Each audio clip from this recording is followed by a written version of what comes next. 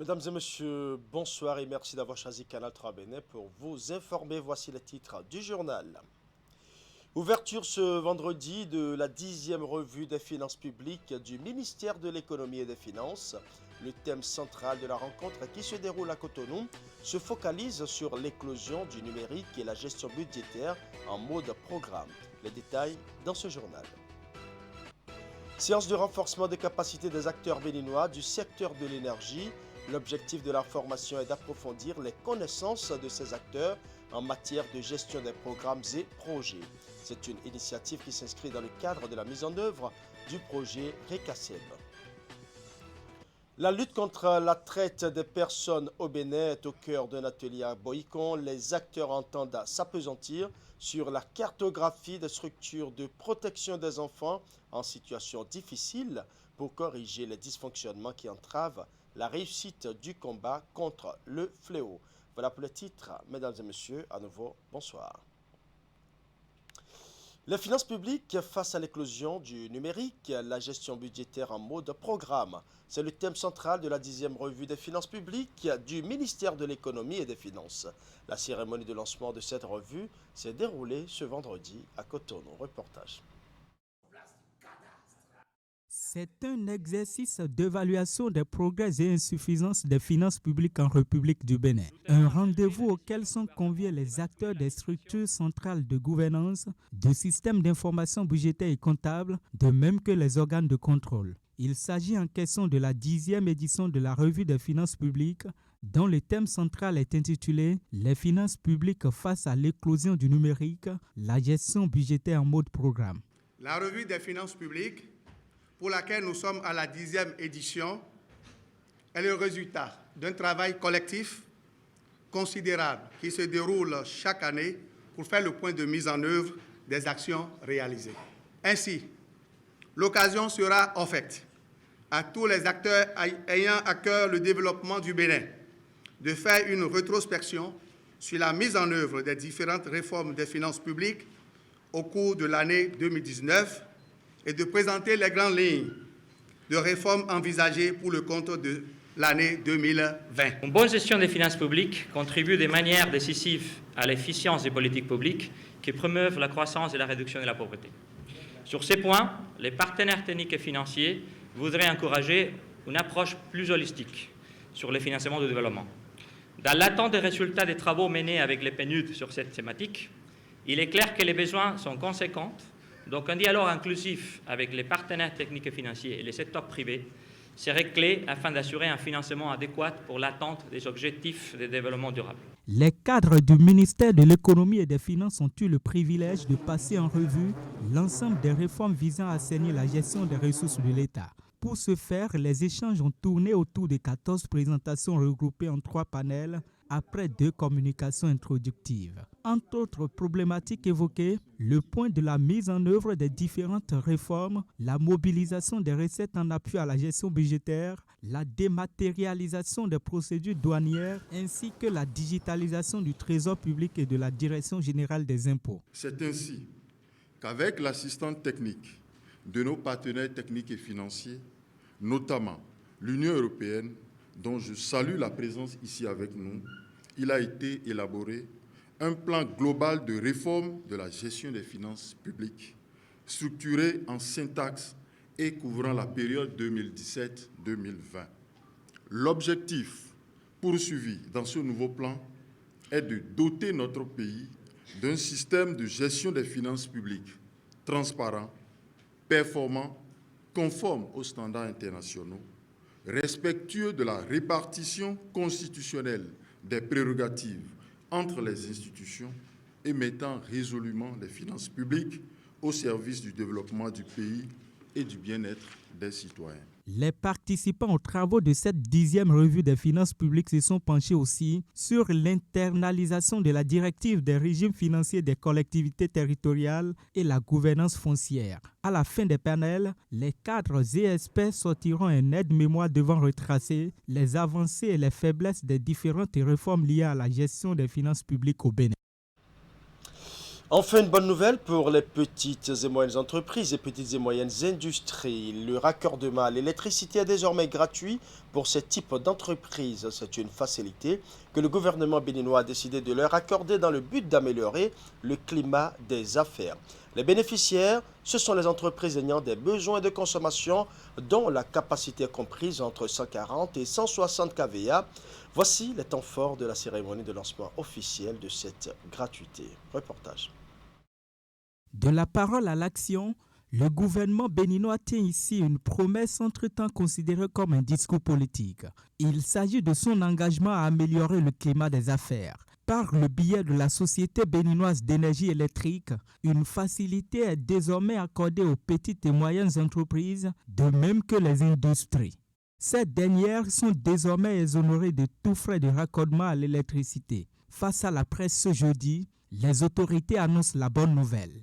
Donc, c'est avec une grande fierté aujourd'hui que la SB2E, en s'associant avec le ministère de l'Économie et des Finances, le ministère de l'Énergie et bien sûr l'ensemble du gouvernement, d'annoncer que pour permettre vraiment la mise en place de petites et moyennes entreprises, il y aura à partir du début de février la possibilité pour les entreprises qui le désirent d'une certaine grandeur, donc autrement dit de 140 kVA à 160 kVA, de pouvoir faire une demande et les frais de raccordement seront pour ces sociétés-là gratuits. Comme nous le savons tous, son Excellence Monsieur le Président de la République, Patrice Talon, a promis que l'électricité doit être comme le sang qui coule dans les veines de chaque Béninoise et de chaque Béninois.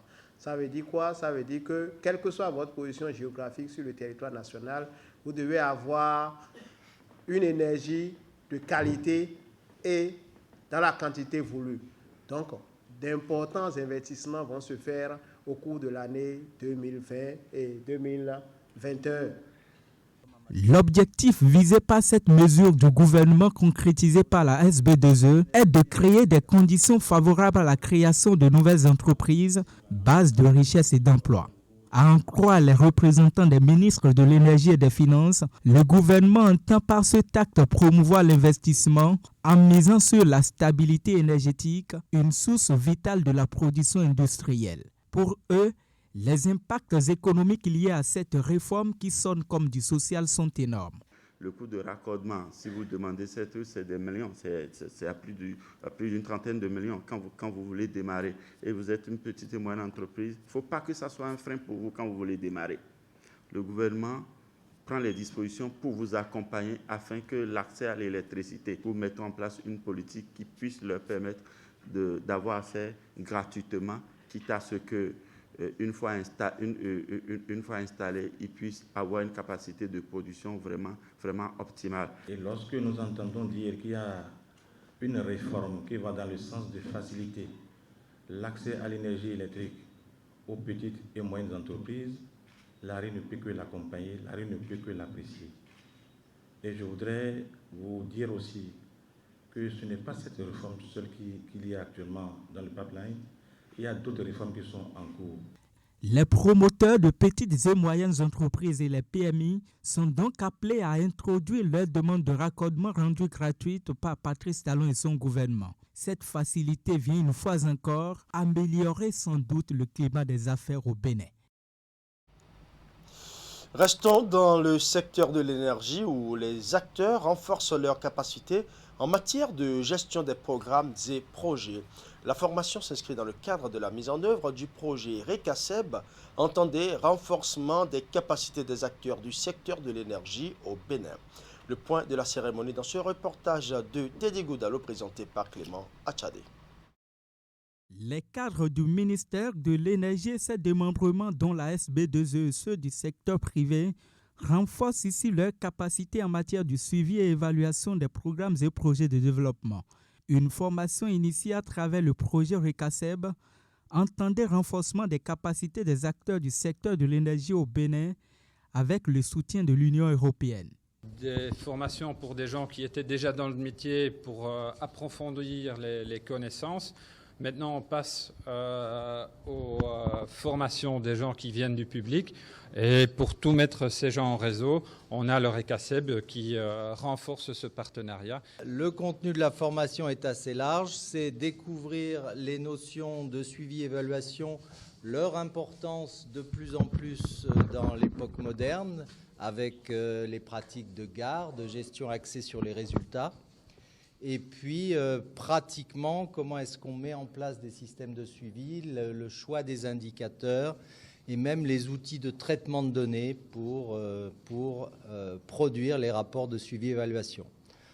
La formation va permettre aux acteurs du monde énergétique de disposer d'outils nécessaires pour une meilleure gestion des projets et programmes en cours d'exécution et ceux à venir. L'exécution du projet RECASEB répond à 3 composantes dont la mise à disposition des informations pertinentes au profit des décideurs, ce qui justifie la présence du ministre de l'Énergie, Donat Jean-Claude Rousseau. Et je ne tarirai jamais d'éloges par rapport à cette contribution, ce soutien, cet accompagnement de l'Union européenne à travers le projet RECASEB qu'on ne décrit plus et qui continue à faire, je ne dirais pas des victimes, plutôt des heureux, à travers ce renforcement des capacités pour les acteurs du secteur de l'énergie. Et Dieu sait qu'on en a besoin. On a besoin de cet accompagnement pour garantir ou avoir au rendez-vous ces compétences dont on a besoin, puisque vous voyez que c'est un secteur prioritaire du programme d'action du gouvernement.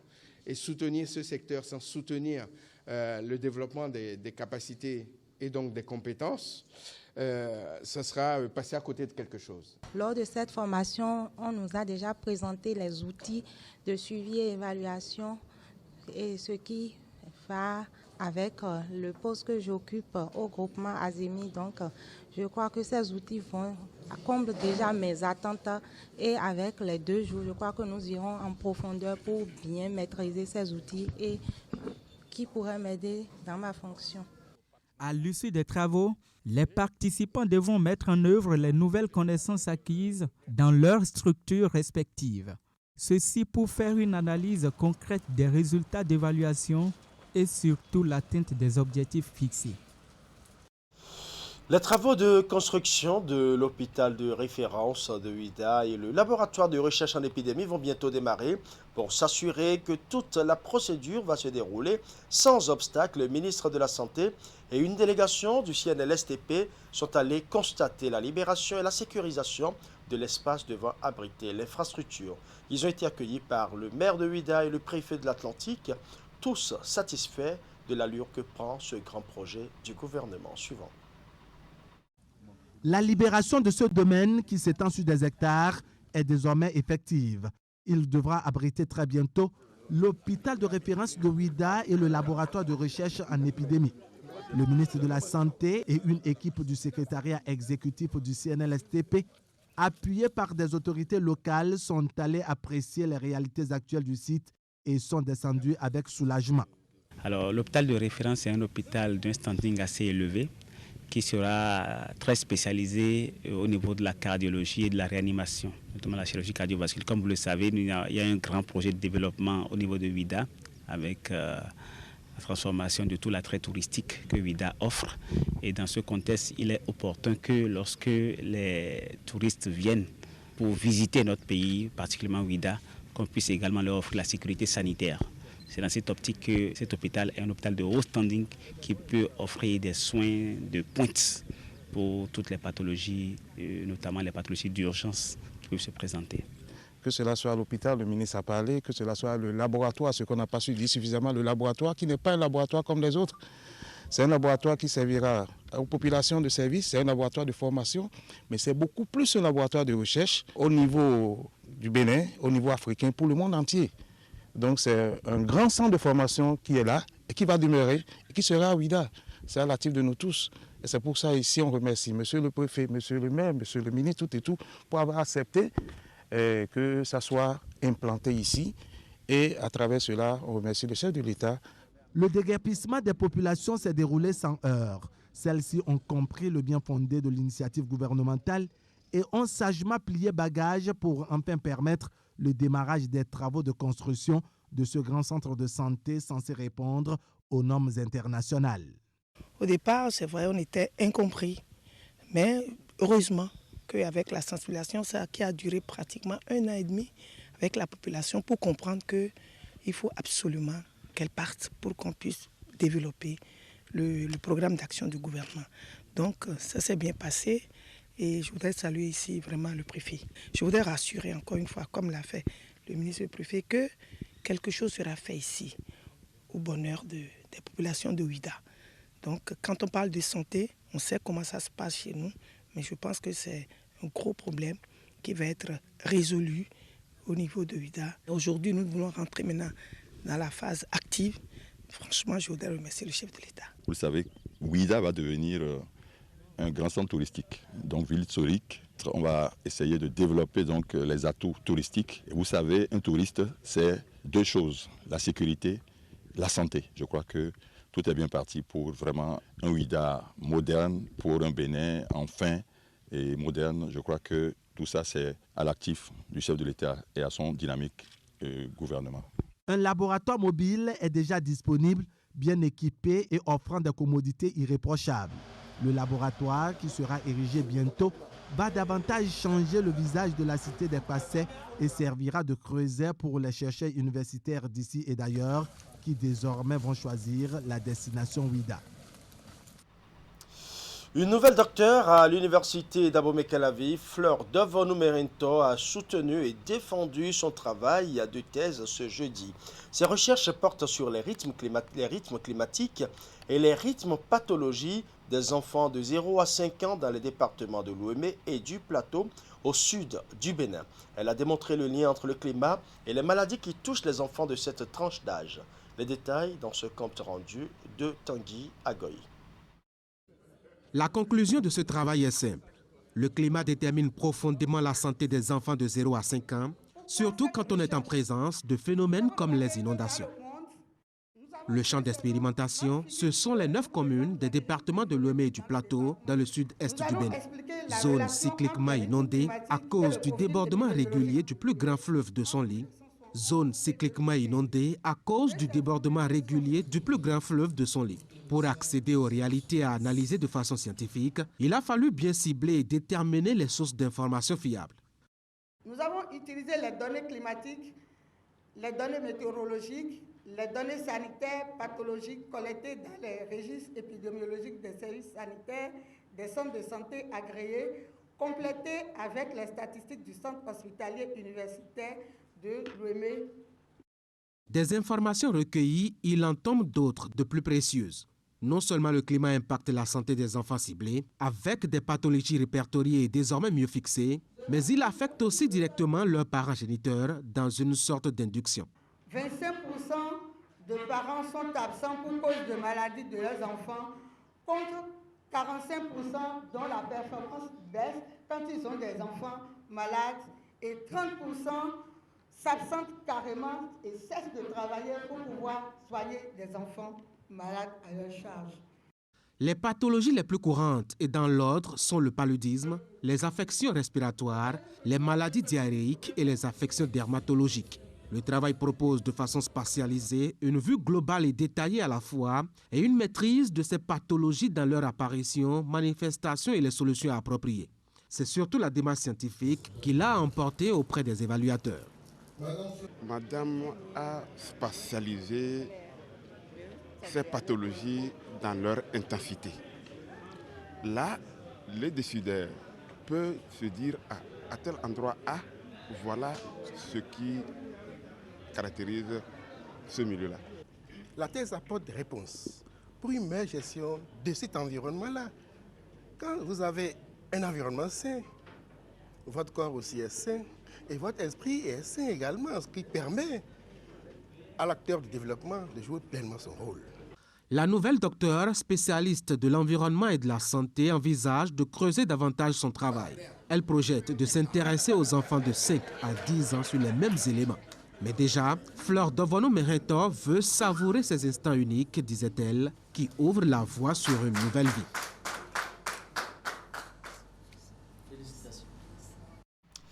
Une autre soutenance de doctorat toujours ce jeudi, Nyona Arividero a défendu les résultats de ses recherches à l'école doctorale de la faculté des sciences économiques et de gestion de l'université d'Abomey-Calavi.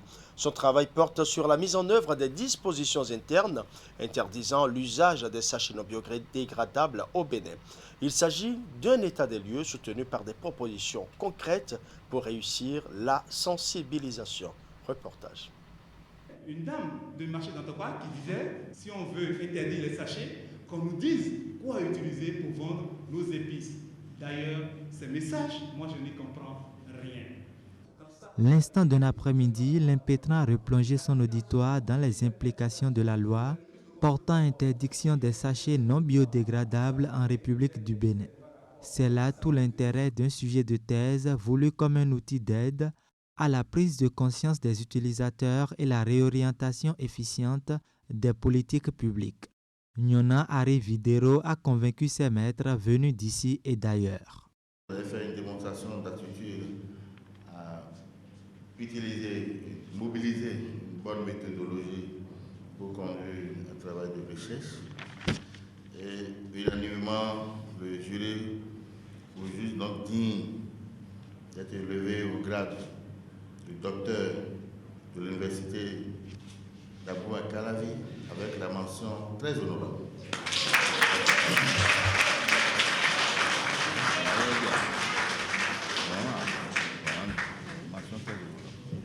L'influence de la sensibilisation environnementale sur le comportement écologique des utilisateurs de sachets plastiques.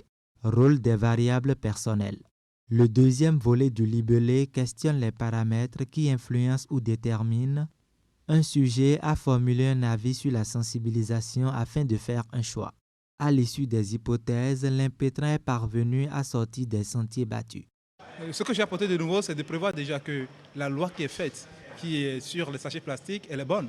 Mais pourquoi est-ce que, malgré tout cet investissement qui est fait de nos politiques, pour pouvoir nous sauver, je vais dire, en partie, des conséquences des inondations, des cas de cancer dus aux sachets plastiques, pourquoi est-ce qu'on n'a pas encore les résultats escomptés? Donc en cela, moi, les études apportent qu'il y a un cadre qu'il faudrait mettre en place. Ce cadre qui interpelle des variables personnelles dont vous avez, mais pour le faire, il faut associer, que ce soit des gens de la psychologie, des gens de la recherche et des gens des décideurs pour pouvoir chaque fois mettre en place des messages, des manières de sensibiliser pour pouvoir avoir la suite escomptée.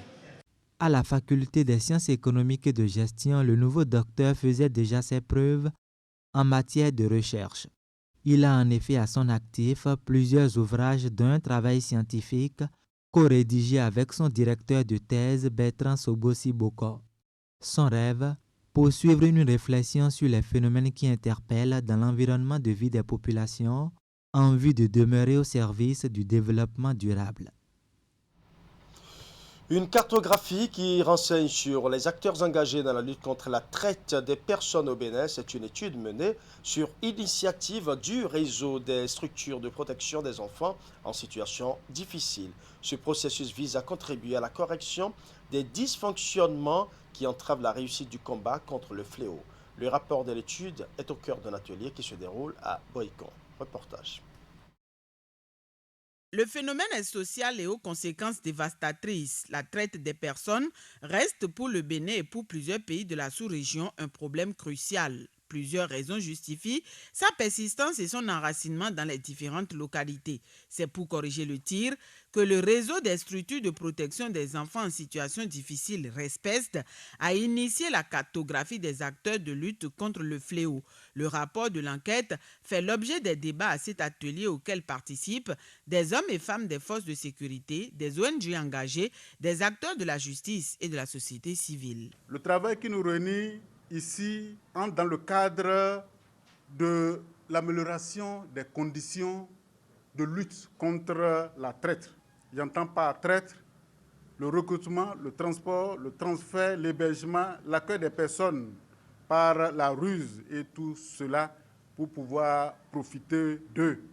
Le phénomène est considéré comme la troisième source de criminalité transinternationale.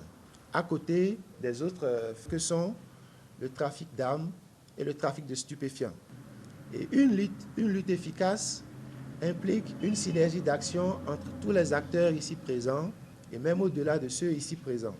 À ce conclave, les invités vont aussi passer en revue et amender le manuel de procédure sur la lutte contre la traite des personnes dénommé Standard RAO. Ceci va permettre l'actualisation du dit document afin de redonner aux acteurs de la lutte contre le fléau les outils adéquats pour mener efficacement le combat. Au Bénin, le mal a une dimension transfrontalière. Les victimes sont principalement les enfants, les femmes et les migrants. Ces derniers sont exploités à des fins de mendicité, de prostitution, de pornographie ou encore dans les plantations agricoles, les carrières et le travail domestique. Je voudrais nous inviter à étudier, n'est-ce pas, de fond en comble le rapport afin de faire des propositions concrètes que les organisateurs vont intégrer pour que nous puissions, au sortir de ces travaux, avoir un document fiable, un document utilisable pour des résultats efficaces. Ces assises constituent un autre pas du RESPEST et entrent dans le cadre du projet Contribution à la lutte contre la traite transfrontalière à travers la capacitation des parties prenantes.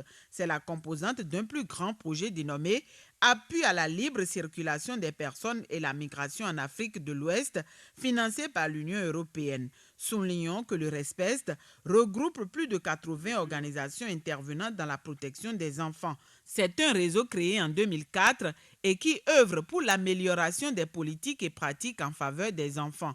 Le RESPEST a notamment permis l'avènement des normes et standards applicables au centre d'accueil et de protection des enfants ainsi que le Code de l'enfant. L'ONG Association pour le développement des arts visuels dans le Nord Bénin a formé 12 jeunes artistes plasticiens dans l'utilisation d'outils modernes.